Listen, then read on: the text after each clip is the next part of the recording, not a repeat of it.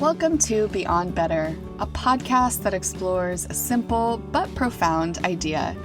We all deserve to live lives we love, and that includes our work lives too.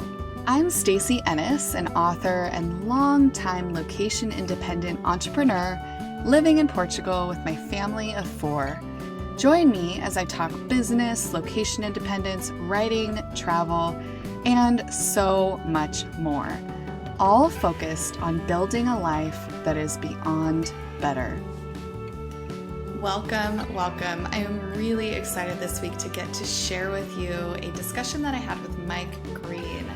Mike is a former Nonfiction Book School student, or I should say he is a Nonfiction Book School alum, and he is really a shining example of what happens when you really engage in the book writing process and do the work. I had the honor of supporting Mike a little bit beyond the program too, and really getting involved in his book and watching his journey unfold.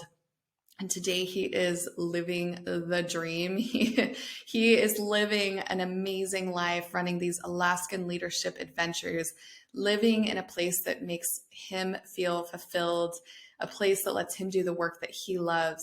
And he says that he's able to do that today really because this book was a catalyst to make that happen. So this conversation we had during the launch of Nonfiction Book School, which is running right now. It's not open at the moment, but I wanted to share it anyway because I enjoyed our conversation so much. And really, it is so helpful for anybody who is on the journey or considering going on the journey of authorhood. So I'm going to give you that discussion in just a moment. But before I do, I want to read a podcast review. This one comes from Curly Geo 05. And she says, "For all aspiring authors, I'm hooked on this podcast. Stacy is the real deal. She has a wealth of knowledge in book writing and the publishing process without being a know-it-all like a lot of people in the industry. Definitely recommend to any aspiring authors working on a nonfiction book." So thank you so much for that review. I think I know who left that one. I appreciate that so much. I know I've mentioned this already on the podcast, but you leaving reviews is a small and quick way that you can support my ability to reach more people with this message of Beyond Better and really helping them get access to information they need to take that next big step to grow that business, make that move, write that book, whatever that big thing is for them. And on this podcast, we talk about books a lot of the time. It's a really important area of focus. And the reason for that is not just because I'm like the book person. It's because a book is more than a book. And what I've seen in my 13 years of business and the hundreds of authors that I've impacted and the 17 books I have written or ghostwritten, the dozens more that I have edited or contributed to, is that when you engage in the process in a meaningful and an intentional way, it can be a catalyst for whatever that next big thing is for you, or even if it's not a huge thing, that next thing. And so that's why I'm so passionate about the message that I bring to this podcast and to all of my content. That's why I put in the work day after day, week after week to produce this podcast and all the other content that I put out, especially on Instagram and LinkedIn. You can find me at Stacy Ennis on Instagram and search for Stacy Ennis on LinkedIn, and on my newsletter, which you can join at stacyennis.com/join. So all that said, if you would take a moment to leave a review, I would be deeply, deeply grateful, and I might read it on a future episode. Well, without further ado, let me turn this over to my conversation with Mike, which we recorded live. I think you're really, really going to enjoy this one. Welcome, Mike. I'm really excited to be here with you today and to talk all about your book and your experience in Nonfiction Book School. Just dig into your author journey. And we're sorting out a new platform, so we are dealing with all the tech and all the fun, but we're here. And actually, this is my first time going live on LinkedIn. How about you? Yeah, it is for me as well. So we're both experiencing something new and overcoming challenges. Yes, there you go. Now we have done it. Now it's going to be so easy next time. Well, thanks for joining me. I always love the opportunity to connect with you and to share about your work. So, first of all, can you tell our viewers, people that are tuning in, about your book and what inspired you to write that? Well, my name is Mike Green, Master Certified Coach. I wrote, proud author of Wandermust, A Hero's Journey to Seven Truths. And the book is basically eight different heroes' journeys um, with me and my client that comes from the lower 48 up to Alaska. And I take him out into the bush and I coach him. And as I'm coaching him in the outdoors, adventure coaching, that is, I'm going back in time to all the different continents. And as I go back to a continent, I discover a leadership truth. And then I talk to him about how I apply that leadership truth to my life and work life and my work life balance. And the book is doing very well. I'm grateful, and it's been a heck of a journey. Yeah, it's been so fun to watch the success of your book. Mm, And I'd love for you to tell me a little bit about what that's been like releasing your book and what are some of those successes that you've seen, personally, professionally, right. the whole scope. The releasing aspect. That's where you Yeah, want me to like start. Is that publishing, correct? becoming like Wow. official author. Wow. Yeah. I could tell you the obvious. It was like I have two boys. I'm grateful for them. My lovely wife. It was like having another child. It was that big of a moment. It was next to my marriage, my kids being born. This was the biggest moment of my life, the fourth biggest, if you will. Um, so that was obvious. It was going to be big and major because you worked so hard for it. But honestly, what I did not expect, and I'm so grateful for it, writing the book and having it out helped me step into who I am as a leadership coach and allowed me to feel very, very comfortable as someone I earned my seat at the table, if you will. No longer did I have that self doubt of who are you? Why do you think you should be here? Kind of thing when I'm in a big boardroom and they're making major decisions and they're looking at me to come up with a good question to make everyone else feel at ease about the big decision you're about to make. And that those words of the imposter syndrome, would you, if you will, would creep up. And now that the book is out, I really truly believe that I deserve my seat at the table. Oh, I love that. Well, and a lot of that I imagine is just that journey of clarification and Mm-hmm. really pushing to be able to communicate your ideas, understand your own ideas, even. At least this True. has been my experience. It's like, I know I have these ideas and I have these Mm-hmm. insights and things I want to share, but like, how do I actually, like, what does that mean in words? And then how do I Yeah, share that with other people? exactly. And that was paramount to all of it because you know when I started this journey, I much like you articulated. I always my metaphor was that I have all these lightning bugs in a mason jar, and they're all over the place. Now I need to figure out how I can get them to fly in unison and in a way that makes sense and that it really captures my thoughts. And it really allowed me to solidify what my message to the world is in this book and in quiet that imposter syndrome naysaying that you hear in the back of your mind or whatever have you throughout the process. And that I didn't realize how powerful it was going to be towards the end. Um, it was a major life experience for me. Mm. So I remember when we were connected by a mutual colleague, Justin Foster, and I Mm-hmm. remember you coming into the program, Nonfiction Book School. And I wonder if you could share a little bit about making the decision to say yes to your book and then kind of going through that experience of actually writing the book. Right. It honestly came down to sometimes I self coach, right? So I said to myself, if not now, when? And you can go round and round with yourself if you want about about that answer. Well, if I could get this done, or if I make this much money, I can do it. There is no time. This is the present. And an opportunity came up, right? Like much like life happens. And I decided to carpe diem. And ultimately, that has made all the difference, not only for me, but my relationship with my wife, my relationship with my kids. I mean, my kids think I'm famous because I have my own sticker. You kind of are though, Yeah. right? I mean, come on. Yeah.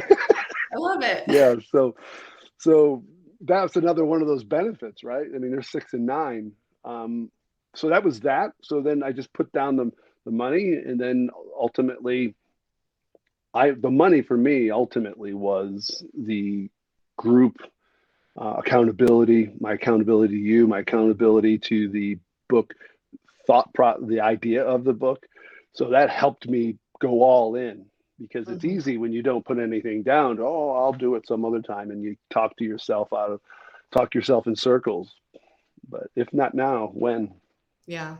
Yeah, with books and babies, there's never a right time, right? Like you just kind Or of, puppies. or puppies or any, yeah, any Yeah. big thing like that. Can you talk to me a little bit about some of the roadblocks or challenges that you faced while you were writing your book, and how you overcame those challenges along the way? I always remembered the intent of why I'm writing the book, the intent. And that intention supported me in the ups and then also the downs. And it was really fun to write the book, because you just, like you say, just keep typing, just keep typing, just keep typing. And I did 120,000 or 115,000 words. And so I just overcame by keeping that intention. And I did not think about the end. I did not think about 6 months out. I just thought about, okay, that day's writing. My intention is to get 3,000 words down today, or I'm going to write from noon until 2 or whatever time I did, and just get it down. So I kept the intention, and much like a Kaizen effect or a butterfly effect, small incremental steps along the way make a huge difference. And this is a really good example of that. Like much like training for a marathon, you're in a marathon, and understand that you're going to have ups and downs. And if you're aware of that and you keep that intention, then you will be successful, in my opinion. Hmm. Yeah, I love the way that you put that, because I mean, isn't that true with any big goal, that it really is more about the continual showing up and Mm-hmm. doing the work, and less about what I think a lot of people face when they go to write a book is, I'm not a writer. Who wants to hear what I have to say? You know, we stop ourselves in our heads before we ever put our fingers on the keyboard. Right. And Exactly. and you know from experience that it really is about that, creating a plan, having an organized approach to it, and then sitting down and actually Mm-hmm. just showing up regularly and doing the work. Was there any point along the way where you were like, you had to overcome some of those roadblocks even mid draft, or do you feel like you were able to overcome those early on? What did that look like for you in your process? I had to come to the realization that my process is going to be my process, as long as I'm meeting the expectations of the book school, that I'm Mhm. doing it. No matter how I get there, I'm doing it. I didn't have the luxury of being a morning person. I'm easily distracted, obviously. So some mornings I would get up at 4 a.m. and get after it. And then sometimes I would be up from 11 until 2 in the morning, or I would work Saturdays. So I had to get comfortable in my process, as long as I'm meeting those goals, in a quality way, right? So, right. So just get it on paper. Don't worry about any other thing, because your editor is going to do it. And much like you said, I'm not a writer. I had those things, those ideas. I'm not a writer. People tell me I should write a book, but I'm not a writer. And it's part of that process of just put it, your intention, the reason you're doing it matters. If you're even having these thoughts, it matters. Yes. I mean, it's funny because I remember thinking that same thing of, oh, I don't know if I can write a whole book. I'm not really a writer. Right. I was in a graduate writing program. I'd been editing books for like 8 years at that point. I mean, I was an established professional. I was running a national magazine, writing for this magazine. I mean, I had Mhm. all these credentials and I still felt that way. So Right. just for anybody Right. that's watching this and thinking, oh, but I'm not a writer, I couldn't write a book. Anywhere from I literally don't write at all to people who write professionally. That is such a normal thing to feel and to Yeah. think to go Mhm. into the process. Yeah. I mean, who's going to listen to me, Mike Green? Doesn't matter. If you are having these conversations in yourself about I should write a book or I want to write a book, then that's all that matters. And you know, and the other outcome that I never experienced, never thought of, and is actually one of the best jewels of writing a book, is those letters I get in. I literally get notes or comments of people you never ever met saying thank you for your book. It Mm, really made a difference. It's inspiring. Thank you.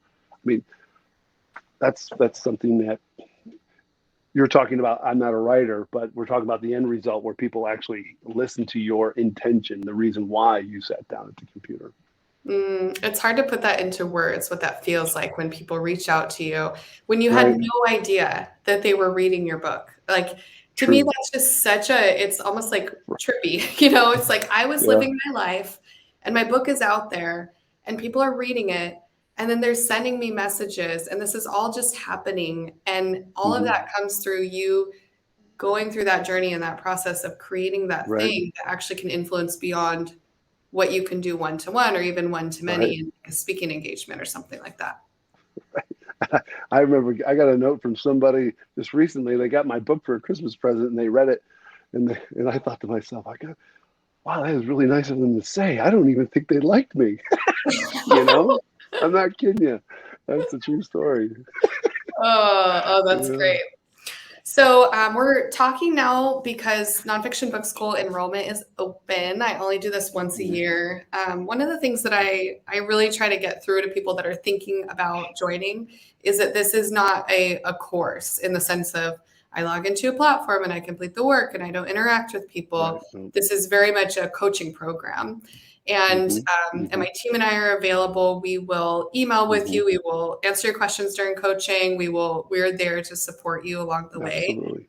I would love for you to share a little bit about that from your perspective as a student, what it's like to go through this type of program and how it's different than maybe what people might assume being a group format. Right. And I say this respectfully, you're not just getting you, they're getting your awesome team. I mean, That's I true. truly mean that. And they're very, very attentive and they're very empathetic and they're supporting you. And I created a relationship with your team and I know others have. Hmm. And it's that relationship like Forrest Gump. I don't want let you down, so you do the work, right? Yeah. So that was a major, major part for me. I wouldn't even call it white glove. I would call it like truly higher than white glove experience. Mm. And it, and they are there. I mean, from all the ups and downs, they're there for you. Even now, after I'm done, they're still there for me, and I consider them great friends. My relationship with some of your people is very deep because you're so vulnerable. You're like, just be nice to me about. Oh no, it's really good. I was like, oh, you're just saying that. But it was really amazing because I did some research prior to saying yes to you, and everyone else was you're just a cog in the wheel. You're just a bunch of other people in a group that there's no maybe once in a while touch point.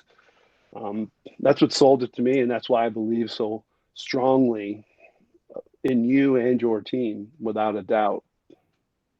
Yeah, thanks for that. Yeah, it is very different. I mean, I part of why I created this program, actually, the main reason was that I couldn't find anything else out there to refer people to Mm-hmm. that couldn't maybe work with me one-on-one or didn't really want the one-on-one coaching or ghostwriting that we offer.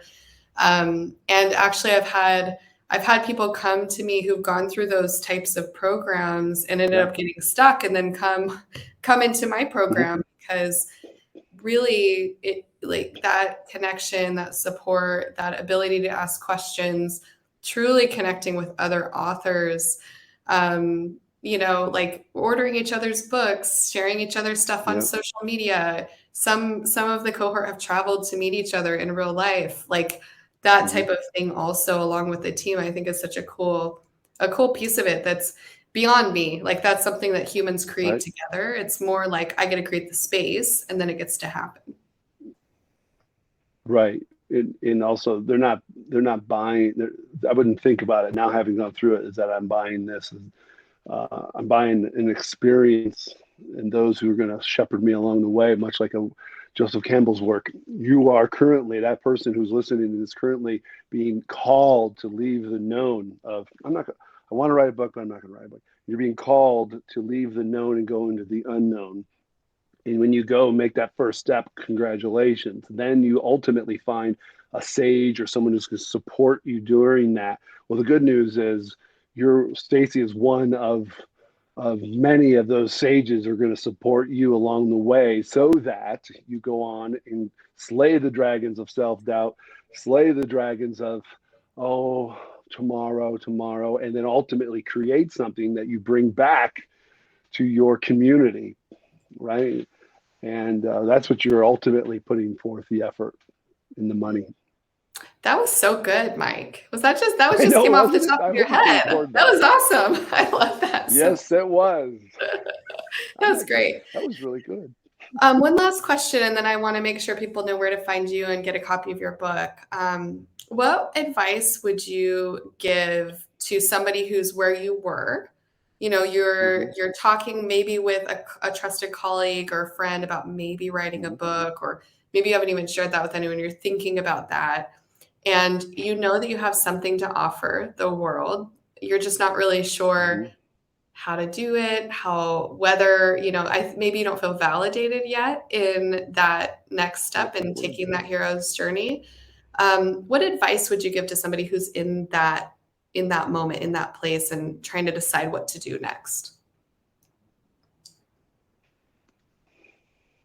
Well, it comes down simply, if not now, when. However, I would ask them 10 years from now, if we were to go fast forward 10 years from now, and you were to look back at this moment, what's the value of you saying yes now, 10 years from now? And what's the value of you saying no now, 10 years from now? And you're thinking, I should have done it back then. Or if, let's say, you come down, I mean, that's the best thing I can say, is that the proudness of my boys thinking that I'm famous because they wear my t-shirt to school and they have stickers on their water bottles. That's a huge thing. It's priceless. So I don't even remember what I paid you and your organization. In fact, I think you should charge more, to be honest with you, for what I got. The cost now has nothing to do with the exponential value that you yourself most likely will feel if you're like me and others, like the Lindsays, the Misties, and such. So it's a small price to pay for great validation of I have something to say, and it's out there now. I love that perspective. I mean, that's so true on any big goal. I think about that a Mm-hmm. lot with some of the things that I've taken action on in my life and some of the things that I didn't take action on that were goals. I mean, I think about even starting my podcast. I started that in 2017, even though I was not really, I had no clue what I was doing. I was using my headphones from my iPhone. I didn't have, anything figured out, but I just took that leap and took action. Um, Mm-hmm. and just did it, and it's grown to be something I'm really proud of today.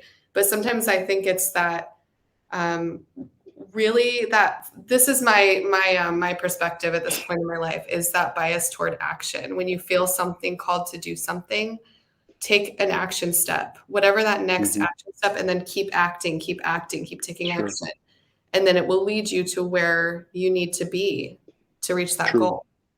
Or the person that you need in order to support you on that goal. Because you can't write a book on your own and have anyone read it without going crazy or putting it down, Without right? going crazy. That is such an important piece. Yes, yes. Yes. Catherine on my team and I were talking about this yesterday or the day before, about how we have this idea that authors, they're these solitary beings who are like in their cave creating. Yeah, they're all abusing substances and like depressed. Hmm. And, like there's all these things that Yeah. these authors, you think of Hemingway, you think of like all of those greats. Kerouac. Kerouac, yeah, that's actually who Catherine brought up. Hmm. It can be fun and it can be joyous and supportive and Hmm. like you can actually transform and end up a better whole person on the on the other side. Yeah. It does not have to be suffering. So I love that. I love that point, Mike.